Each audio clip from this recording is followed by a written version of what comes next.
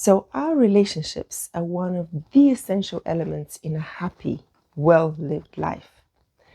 And if you have found this video, it is my view that you're someone who approaches relationships in a very conscious and aware way.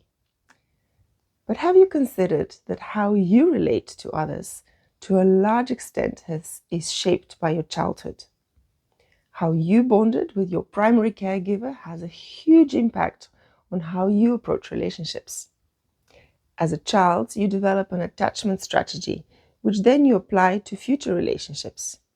And most of the time, this is unconscious. Learning about attachment theory and how your childhood has shaped your subconscious blueprint for relating can help free you from patterns that no longer serve you. Are you ready to make some sustainable changes? I'm Anna from Flow and Purpose, a conscious connection coach, helping sensitive people integrate their past so that they can live life in flow and with purpose. In this video, I will explain how our childhood experiences shape our subconscious schemas or blueprints of relating.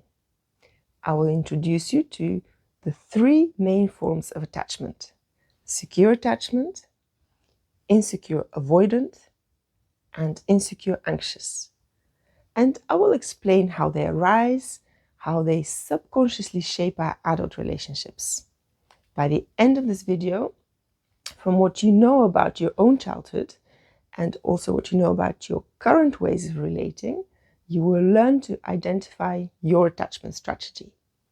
You will therefore be able to understand the origins of any relationships problems that you may have and be much better prepared to change them. In future videos, I will go through specific things you can do to make the transformation that you want, so make sure to subscribe. And now I'll start with a personal story. My fascination for this topic comes from self-observation. I was puzzled by certain of my reactions. So, for example, when I had small children, I always felt very stressed out when they started crying or misbehaving in public. And I observed that this was in no way universal. Other people, other parents, were totally not stressed out when their children had meltdowns in the street. I used to simply marvel at these parents. I could not understand how it was possible that they did not lose their cool. So self-regulation, the skill to soothe oneself, is something that I was not fully proficient in. And this is what I discovered when I started to dig deeper into developmental psychology and interpersonal neurobiology. It turns out that before we can learn to regulate ourselves as babies and children, we first need co-regulation from our caregivers. And I will sketch out how this goes in an ideal scenario, which of course leads to secure attachment, the first category of attachment that we will consider. So the baby, from having had all its needs for food and warmth and safety completely effortlessly met when it was inside the mother, all of a sudden finds itself after birth as a helpless creature. When it is hungry, hot or cold or uncomfortable, whatever, it can only communicate its needs through crying. And if the primary caregiver, let's say in this case the mother, is present and attuned, she'll be able to meet those needs appropriately. And if you're a parent yourself, you will know that reading the mind of your baby can be quite a challenge. In my own experience, the calmer and the more attuned I was, the more I was able to wordlessly tune into what was required. Was it a diaper change or breastfeeding? And the more stressed I was, the more my guesses were hit and miss. But if I guessed wrong and my baby was not soothed, I did try something else. So to that extent, you can say that I repaired any of the breaches of trust that my kids experienced when initially I did not meet their needs. So for the secure attachment to develop, what is required is that the child is seen, soothed, and safe. And I will unpack this a little bit for you. For you to be seen as a child means that the parent understands your inner world. He or she correctly interprets your cries as a baby and your behavior, emotions, and provides appropriately for your physical, emotional, and other developmental needs.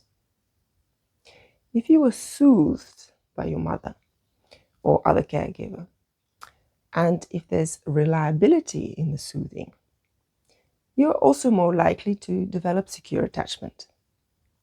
The parent repairs any ruptures, such as in my example of initially misinterpreting my baby's cries.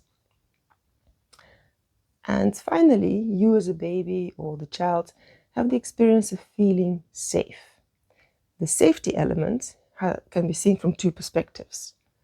One is that the caregiver is not a source of threat for the child. And the other perspective is that the caregiver is protective of the child from external threats. So with all these elements in place, being safe, being soothed, and seen, we have two systems, that of the caregiver resonating with the system of the infant. The research on this is fascinating. The mother's physiology matches that of the infant. Their heart rates entrain, and the release of oxytocin is matched. The mother and the baby are tuning and resonating in a very physical and emotional way. The researchers have termed this synchrony, and I will link the scientific paper if you're fascinated by the science like me. And having this synchrony in your upbringing turns out to be a great predictor of you doing well later in life and being able to regulate your own emotions. So this is how secure attachment develops. And here is how secure attachment feels like on the inside. There is a strong bond between the child and the parent or primary caregiver. The children with secure attachment feel safe, are trusting, and they feel loved, which all leads to a sense of emotional security. This positive bond arises through sensitive and responsive caregiving, where the caregiver consistently meets the child's needs, providing comfort, support, and reassurance. And the child learns that they're safe and they're seen. I can expect to be reliably soothed. There's a feeling of everything's okay with me and everything is okay with the world. It gives you a feeling of wholeness and of trust. So if you develop a secure attachment to your primary caregiver as a child, this serves as a template for future relationships. You're more likely to have healthy relationships and also a positive self-image and the ability to regulate your own emotions quite effectively in adulthood. So now let's consider what happens if you have conditions that are less supportive of your development, when there is misattunement to you as a baby or as a child by your caregivers. When our caregivers are not soothing to us and do not truly see us, we develop various strategies to deal with this. And depending on which strategy we adopt, we come to form one of these two insecure attachment forms: avoidant or anxious, otherwise known as preoccupied attachment. These two attachment forms are known as insecure, but that term has a slight negative connotation to it that actually is not appropriate. They would be more appropriately called non-secure attachment styles. it's super important to emphasize that these two forms of attachment are protective for you as a child.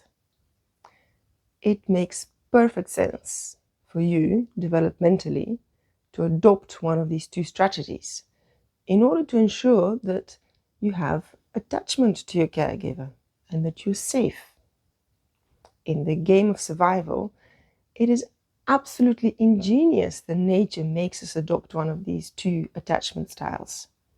So, what are they? First, if your caregiver is not soothing to you, say your mum is suffering from postnatal depression, and aside from meeting your physical needs as a baby, is not really interacting with you. Or even if your mom is healthy, but she has been given the advice to let you cry it out, so you can learn to sleep by yourself through the night, one strategy you can develop is to say, I don't need anybody. And that is the avoidant insecure attachment. As a child, you will seem independent, not asking much of your caregivers, and as a result, you will not be considered a nuisance. However, later in life, this attachment style would mean that in a romantic relationship, you don't get close to your partner, and emotional intimacy may even feel unsafe to you. You may be emotionally distant, fear commitment, and have difficulty feeling your own emotions or expressing your needs. So the key characteristic for avoidant, non-secure or insecure attachment is that you tend to suppress your emotions and avoid intimacy. Children with this attachment style may appear emotionally distant or independent, often dismissing or minimizing their need for emotional connection. But as a result, they may seem to have difficulty trusting others and may struggle with expressing their feelings. So when you go back to your childhood, in your memory, is that you?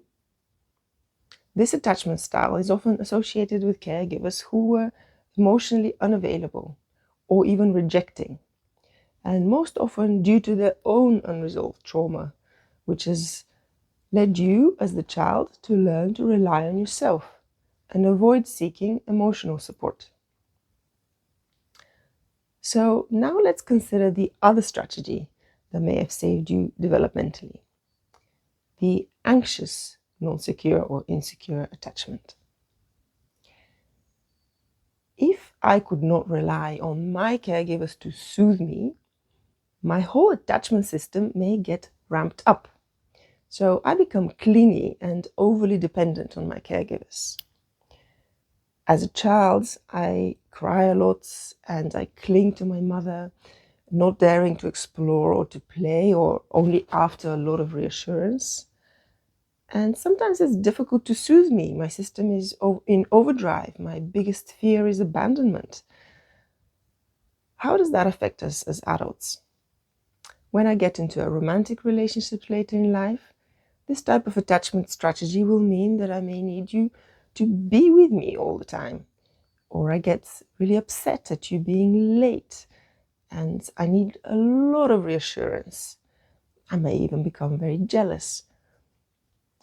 The most crucial thing to remember for this attachment strategy is the constant need for reassurance and approval. Children with this attachment style may be clingy, demanding, or overly dependent on their caregivers. They may express intense emotions such as jealousy or anger, and may have difficulty regulating their feelings. This attachment style often develops when caregivers are inconsistent or overly intrusive, leading the child to become overly reliant on others for validation and for approval. So this craving for constant reassurance and approval carries through to adult life.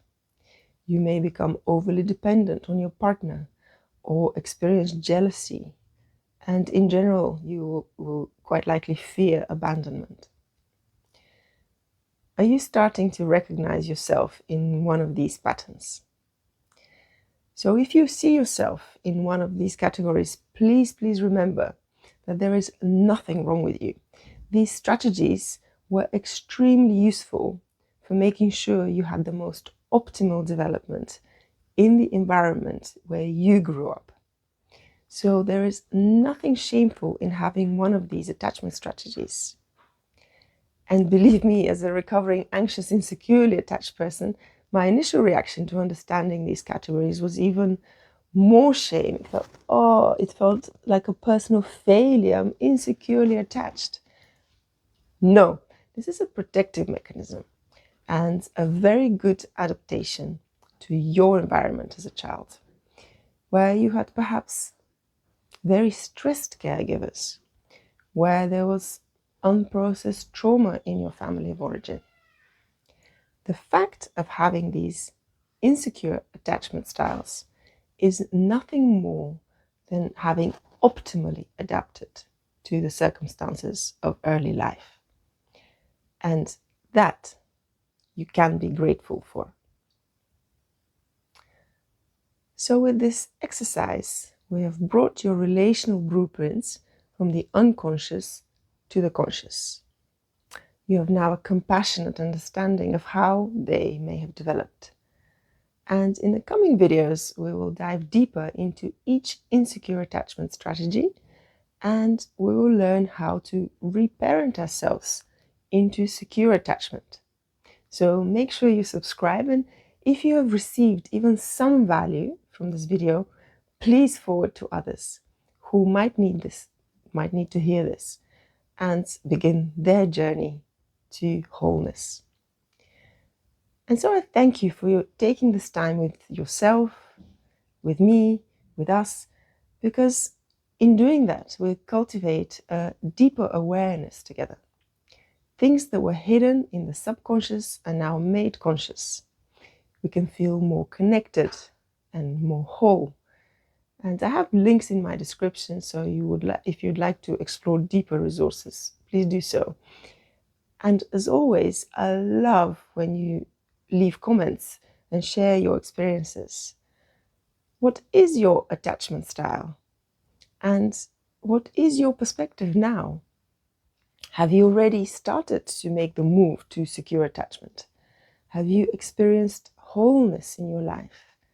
And do you have deeper questions? If there's something we can expand on further, let's continue. I appreciate you being here with me, and I look forward to our next talk.